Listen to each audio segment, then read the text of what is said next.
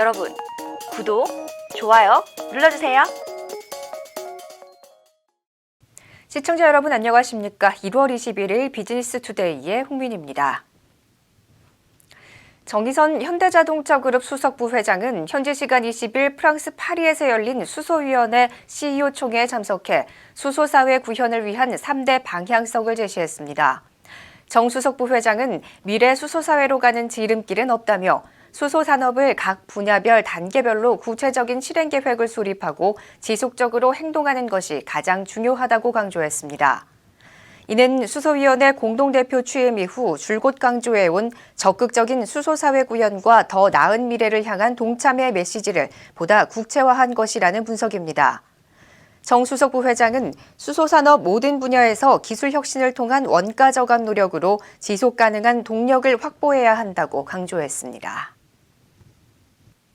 삼성전자가 부사장 14명 등 총 162명을 승진시키는 정기 임원 인사를 단행했습니다.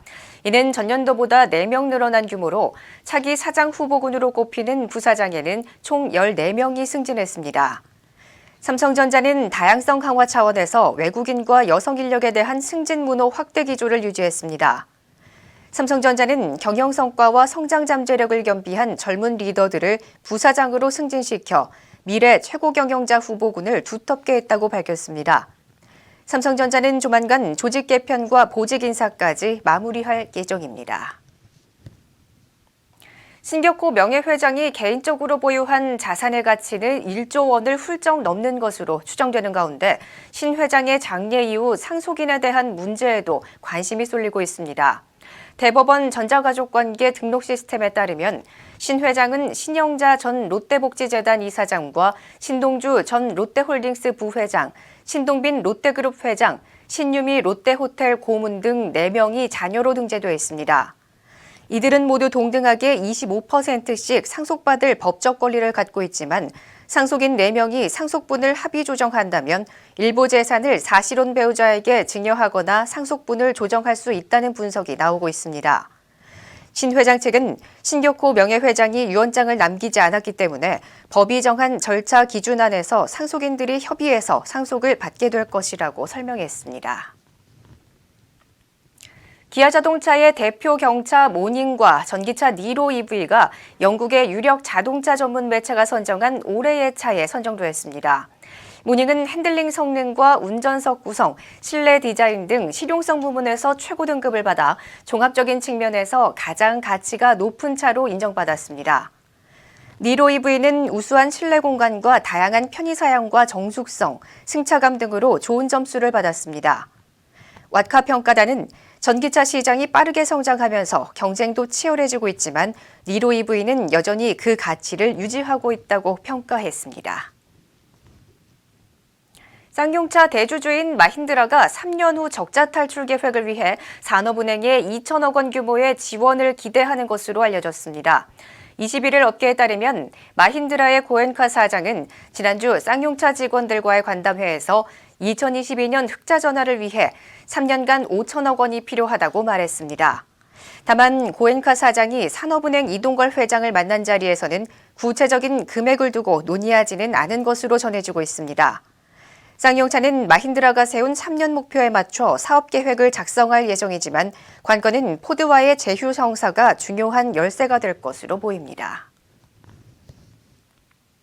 GS건설이 유럽과 미국의 선진 모듈러 업체 3곳을 동시에 인수해 글로벌 주택건축 시장 공략에 나서고 있습니다. 모듈러 공법은 건축물의 주요 구조와 내외 장재를 결합한 일체형 모듈을 공장에서 사전 제작하고 현장에서 설치하는 기술입니다. 모듈러 시장은 건설 인력 확보가 어렵고 임금이 비싼 선진국 위주로 형성돼 왔으나 최근에는 국내에서도 건설 인력 고령화와 인력난으로 모듈러 시장이 커지고 있는 추세입니다. 허윤홍 GS건설 사장은 이번 인수로 급변하는 경영 환경 속에서 변화와 혁신을 통해 GS건설이 한 단계 도약할 수 있는 토대를 구축했다며 인수업체 간 시너지를 통해 글로벌 모듈러 시장에서 입지를 공고히 하도록 노력할 것이라고 말했습니다. SK텔레콤이 케이블 TV 2위 사업자 티브로드 인수 합병과 관련해 정부 인허가 심사를 모두 통과하면서 세계 사업자 합산 점유율이 전체 시장의 80%를 넘는 공룡 사업자 시대가 열렸습니다. 지난 20일 방통위는 SK텔레콤과 티브로드의 인수 합병에 대한 사전 동의 심사를 완료하고 양사 합병 승인에 동의하기로 의결했습니다. 이에 따라 SK텔레콤은 이후 과기정통부 장관의 인가 승인이 떨어지는 대로 금융위원회 신고 절차를 마치고 이사회와 주주총회 등을 거쳐 합병을 완료할 계획입니다. SK텔레콤과 티브로드 합병법인이 새롭게 탄생함에 따라 유료방송 시장도 지각 변동이 불가피할 전망입니다. 전문가들은 IPTV 3사가 덩치를 키운 만큼 가입자 빼앗기 경쟁이 아닌 뉴미디어로 전환할 수 있는 투자가 이루어져야 한다고 지적했습니다. SK텔레콤과 마이크로소프트가 프로젝트 X클라우드 초반 인기에 힘입어 21일부터 시범 서비스를 대폭 확대한다고 밝혔습니다. X클라우드는 마이크로소프트의 클라우드 게임 서비스로 기기에 게임을 설치하지 않아도 통신만 되면 언제 어디서든 클라우드 서버에 접속해 게임을 즐길 수 있습니다. 마이크로소프트에 따르면 한국의 X클라우드 이용률이 미국과 영국 대비 각각 1.75배와 3배에 달할 정도로 시범 서비스가 좋은 반응을 얻고 있습니다. 전진수 SK텔레콤 5GX 서비스 사업본부장은 5G 기반 클라우드 게임이 전 세계 게임업계 패러다임을 바꿀 것이라 확신한다며 한국 게이머들이 글로벌 최고 수준의 웰메이드 클라우드 게임을 즐기도록 할 것이라고 말했습니다. 애경그룹은 그룹의 송도종합기술원 설립을 위해 인천경제자유구역청과 토지 매수 계약을 체결했습니다. 계약에 따르면 애경그룹의 주요 계열사인 애경유화와 애경산업이 각각 6대4의 비율로 투자했습니다. 종합기술원은 연면적 4만 3천 제곱미터 규모로 건설되며 내년에 착공해 2022년 하반기 준공을 목표로 하고 있습니다. 애경그룹은 송도종합기술원 설립을 계기로 미래기술연구를 전담할 조직을 신설할 계획입니다. 애경그룹 지주회사 AK홀딩스 안재석 사장은 송도종합기술원 설립을 통해 우수인재 확보와 산학연 네트워크 등을 활성화해 지역 내 랜드마크로 자리 잡을 수 있도록 하겠다고 밝혔습니다. 계룡건설이 창립 50주년을 맞아 100년 기업으로의 도약을 미래비전으로 제시했습니다. 한승구 계룡건설 회장은 계룡건설이 50년 동안 지속성장하며 건설명가 자리를 지키고 있는 건 임직원 모두의 땀방울 덕분이라며 끊임없는 도전과 혁신을 통해 100년 미래를 건설하자고 당부했습니다. 1970년 계룡건설 합자회사로 시작한 계룡건설은 1998년 동성콘크리트와 계룡관광, 우림산업 등을 흡수 합병하면서 계룡산업으로 몸집을 키웠습니다.